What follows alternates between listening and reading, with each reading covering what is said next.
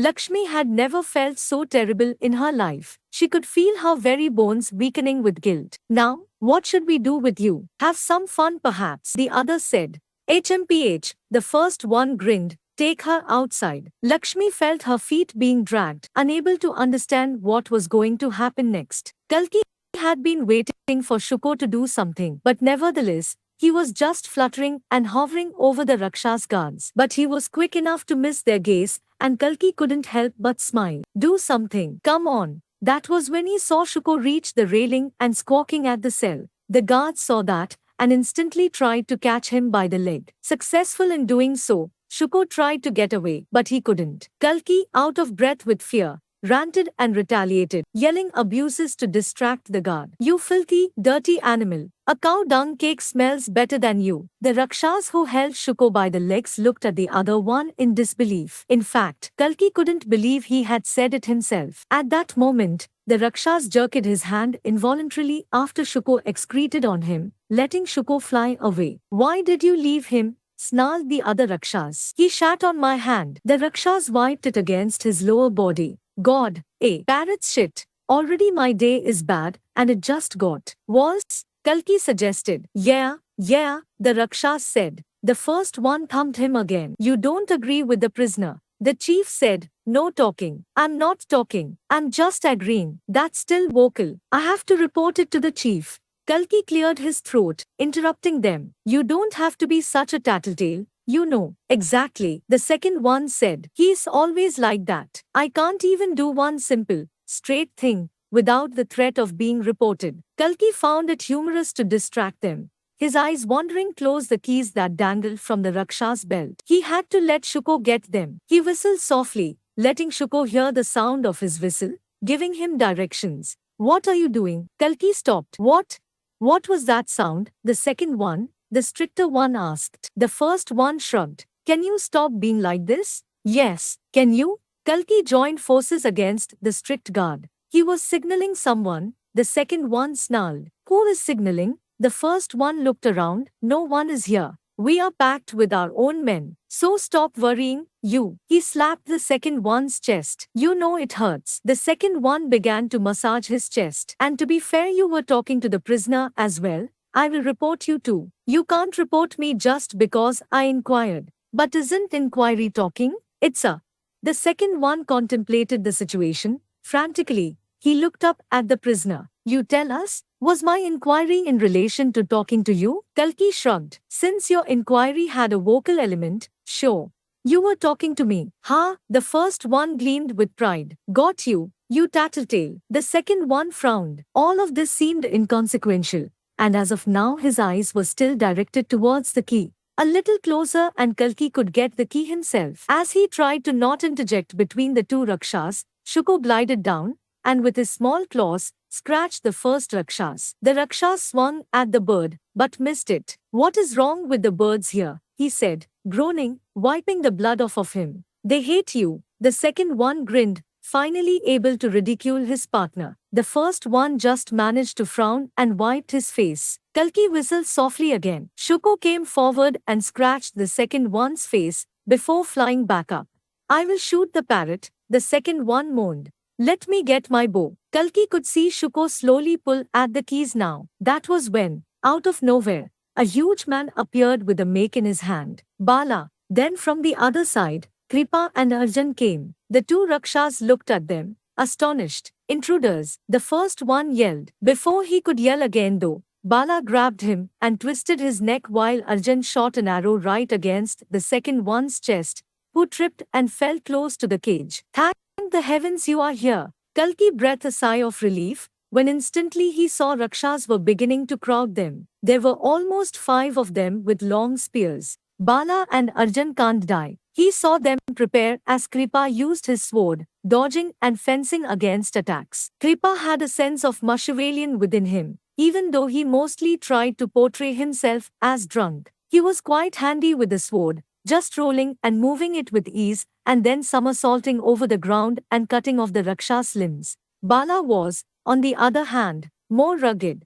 While he was unable to defeat Kumbh, here he fought against the other Rakshas as if they were figures made of wood. In quick succession, He choked one while smashing his make against the other one. When a javelin stabbed him in the back, he yelled in agony, pulled out the javelin and thrust it against the Raksha's eyes. Arjun was least prepared, probably just trying to stop the attacks. Even in trying to deflect the attack, he was repeatedly facing the brunt of the Raksha's wrath. The number of the Rakshas attacking them increased and Kalki knew he had to save his friends. He began to inch his hands towards the body of the Rakshas, trying to grab the belt of the Rakshas and propelling him over to the cage. But the keys were just out of his reach. That was when a pair of feet trampled over the keys. Kalki looked up and saw it was another Rakshas. He stepped on Kalki's hand, but Kalki grabbed him by the ankle, his fingers sinking into the skin until the Rakshas began to cry in pain. Blood flowed over his fingers and the Rakshas shook in agony. Shuko began to peck the Rakshas until he collapsed, which was when Kripa plunged the sword into his head. Kripa winked at Kalki and, for a man his age, he was quite adroit with his reflexes. Shuko reached down, squawking, as he began to reach the keys and give them to Kalki. Kalki quickly patted him and made his way towards the lock, which he unlocked. He let himself out, the bird slowly rising and sitting over his shoulder as he left the cage behind. He was out there finally. It seemed that nature too was congratulating him for making an escape, with the sun peeking out from the cloud cover and the winds that had slowly picked up pace. Kalki went for Arjun, who was dodging the blade attacks. As another blade was plunged by the Rakshas, but it stopped, for Kalki jumped on the Raksha's back. The Rakshas looked back, confused. Kalki forced the Rakshas to let go of his blade and with a quick punch, he knocked him out. He picked up his brother and they embraced, Arjun's short hands rounding around him. I missed you. I am sorry. Kalki nodded. It was impossible to kill so many Rakshas, but they had to at least try. Kalki used his blade, swinging it inefficiently, a little lopsided, until it fell off from his hand and hit a Rakshas, cutting off his toe. Growling with hurt, he raced towards Kalki, who just dodged. He was now charging towards Arjun, who shot an arrow at him. A Rakshas grabbed Kalki from the back, throwing him to the ground. Kalki came to his senses, his stomach lurching with pain, as his spine began to unbearably hurt. Two big hands grabbed him again, but Kalki kicked him in the stomach. The Rakshas moved back and Kalki scampered for a weapon until he found a javelin on the ground. He grabbed for it and swung it against the charging Rakshas, letting it go deep inside his neck. Bala was able to muster his spirit and with his one hand holding the Rakshas and the other holding his make, he began to repeatedly bash it against the Raksha's skull until it was broken. Arjun was out of arrows, but he had found an axe which he clumsily tried to wield before being grabbed by a Rakshas. Kalki went, seeking to protect his brother, and grabbed the Rakshas from the waist. With all of his energy, he picked up the tribal and flipped him at the back, the impact killing the Rakshas instantly. Kripa was able to fight two Rakshas at a time when both of them attacked him. Though with Kripa's skillful manipulation, they ended up stabbing each other. Kalki stood up, knees hurting. He felt he was pushing himself too much, panting while he tried to take some rest. But he didn't have to worry about them since Kripa made sure the Rakshas met their deaths. He stabbed them straight inside their skulls, unerring every time. Arjun was wounded. Kalki couldn't believe that a boy like Arjun was in the midst of a deadly war like this, but regardless of his initial misgivings, he had done a fine job. He was able to do what other warriors strive to do the most: survive. Kalki reached out to Bala and embraced his friend as tightly as possible. As they pulled apart, Bala, who had wounds deeper than any one of them and was yet acting as if nothing had gone wrong with him, said, I'm sorry. I was overconfident, brother. No, it's all right. We were both wrong. How did you do it? Bala asked. Kalki pursed his lips. It was a story to tell for another time. He was glad when Kripa came in between them, with a sword in his hand. I haven't picked this one up for a while, mate. I knew a family who had all these swords. I belonged to that family, partially, you can say. What should we do now? Arjun came forward, and they had formed a close circle. We can't stay here for long as they'll return. Perhaps they all went to see the caves, Kripa explained. I have to leave. Kalki instantly realized he had a duty he had to perform. Protect the villagers at any cost. Lakshmi, I hope she's alive. Kalki made his way towards the nearest horse with Shuko on his shoulders. He grabbed onto the reins and started to make the animal wear a saddle when Kripa cleared his throat. Well, we all are happy you want to go and protect this village, but we need to leave. Kalki turned, confused. Leave where? He looked at Bala and Arjun, who were now staring down in embarrassment. You know where. I can't go now. Kalki clenched his teeth. So you mean we came here for nothing? Kripa grunted. You have to leave. You don't understand. Kalki swept his hand up. I don't care. I don't care what I understand and what I don't understand. He went over and grabbed for the saddle and sat down, tightly clutching onto the reins of the horse. But I know you don't understand one thing. Those are real, human lives out there, and you said I am the savior of this age. Well, if I can't even save my village, how will I save my entire country? He looked at the sheepish figures of Arjun and Bala. I will return. You leave and hide in the woods. We can't just hide, Arjun blurted. Kalki turned the horse. He knew they were right. All right, go for Indravan. Stop them from acting on their plan. Where are you going? I'm going to scout the village and meet you there, and check if Lakshmi is still there or not. Kripa came forward and calmed the horse.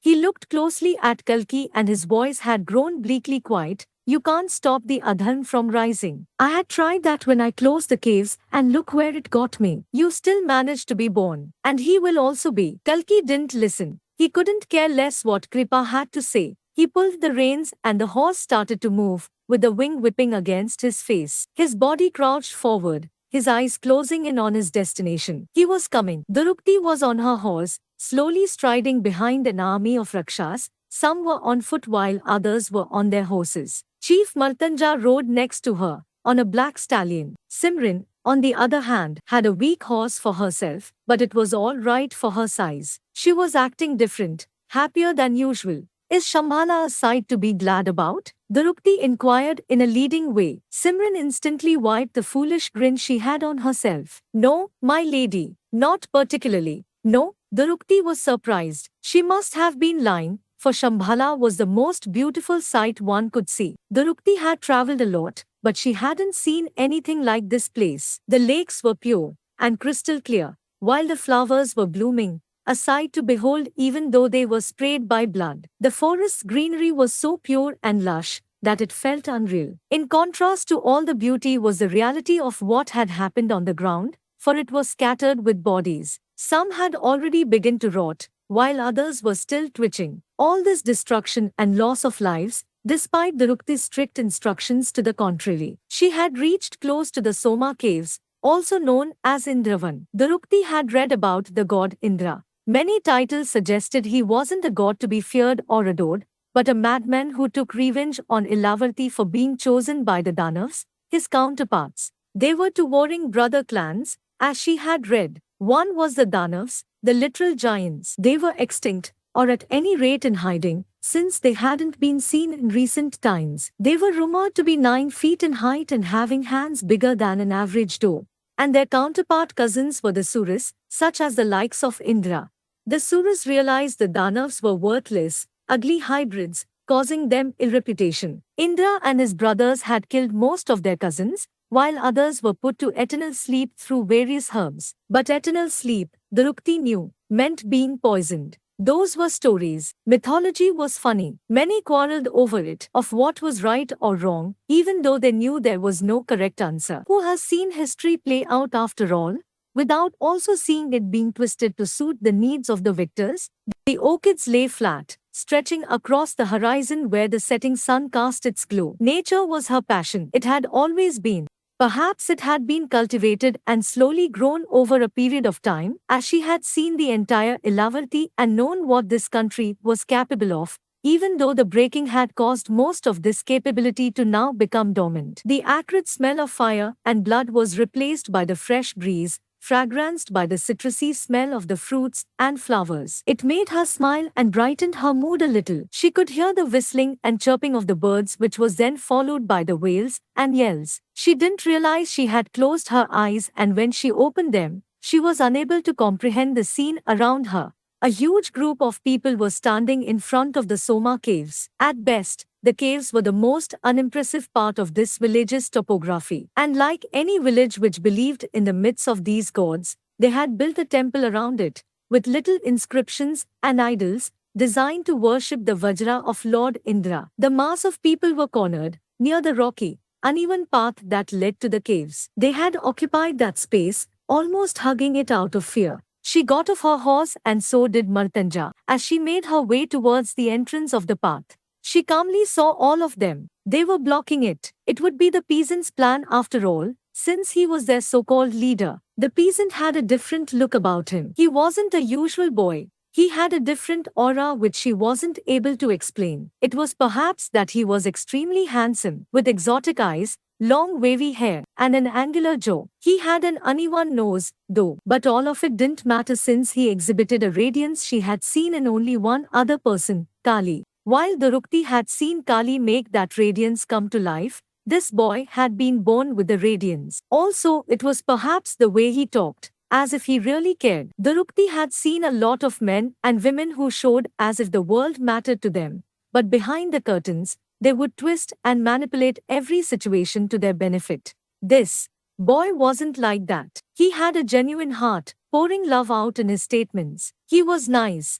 and in a world like this, it was difficult to find someone like him. Thus, she had agreed to not hurt anyone. It wasn't just her guilt, but also his passion that had guided her decision. All of it flustered her, reddening her cheeks, for she never believed she would be thinking and musing about a boy. She shook her head as she watched the villagers standing in front of her. All the panicky, afflicted faces of the villagers created a hole inside her chest. She couldn't believe she had hurt them all. She had even trampled over the huge mass of the so-called army, who were coming in the way, led by a headstrong boy. She wasn't there to clearly witness the wind from her side, but it was bloody. But she didn't want more of it. She was exhausted and a lot of debts were on her head. She wanted to let go and just get what she wanted. Durukti walked in front, with her palms clasping each other. Simran was behind her, with Martanja. From the audience, appeared an old man, with little hair, a wrinkly face, and eyes that held great wisdom.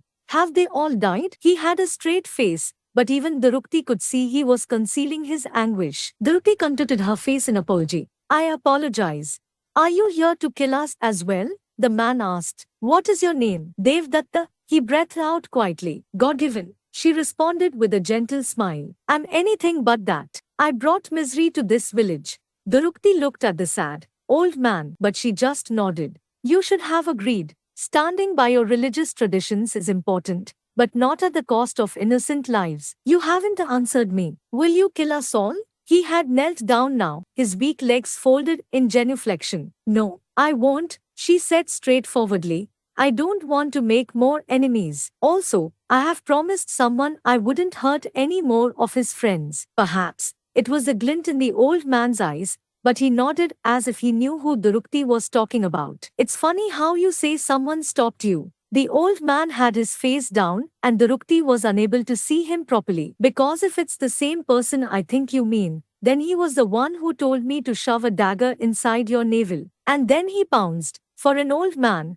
he was swift, almost pulling out the blade out of nowhere. Everyone was alarmed, but Durukti, anticipating it, quickly dodged. She grabbed the dagger's hilt, her hands cupping the old man's hands, and with a sudden jerk, she twisted it back inside the old man. He had stabbed himself, as he staggered back in horror. Durukti had learnt enough self-defense tricks. Surprise attacks weren't really her combat style, as she liked slow, agonizing deaths. But Durukti was still skilled enough to know how to twist the attack into the offense. Devdatta collapsed on the floor, hands clutched over the dagger, his kurta pooling with his own blood.